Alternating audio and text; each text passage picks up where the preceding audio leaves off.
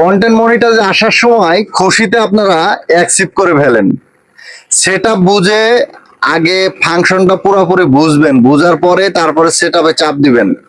আমার এই ছোট ভাই উনি আসছে অনেক দূর থেকে, ওনার স্টার সেটআপ আসছিল, স্টার কিছু ঢুকছে, ঢুকার পরে কি করছে, পে আউট সেটআপটা যখন কমপ্লিট করে নাই তখন কিন্তু আবার ফেসবুকের কাছে রিটার্ন চলে গেছে।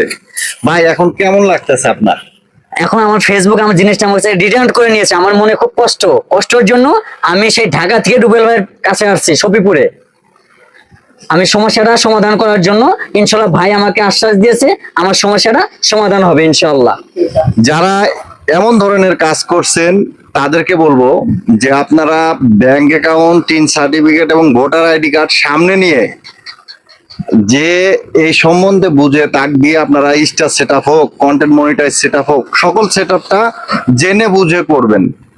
অযথাই শখের বসে আনন্দে আত্মহারা হয়ে যেখানে সেখানে টিপ দিয়ে আপনারা সেটআপ করবেন না।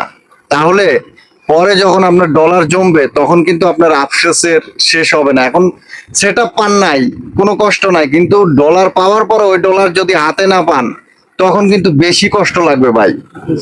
আর যারা একেবারেই বুঝেন না, যদি মনে করেন যে না রুবেল ভাইয়ের কাছে যা এটা সমাধান করব, ভুল হয়ে গেছে, তাহলে চলে আসতে পারেন কালিয়াকোট থানা, গাজীপুর জেলা, শফিপুর বোটমেল আমার ঠিকানা।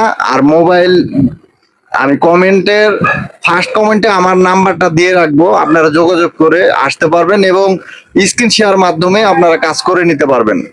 সবাই ভালো থাকবেন, সুস্থ থাকবেন, আর সুন্দর সুন্দর গঠনমূলক ইসলামিক কন্টেন্ট বানানোর চেষ্টা করবেন। ধন্যবাদ সবাইকে।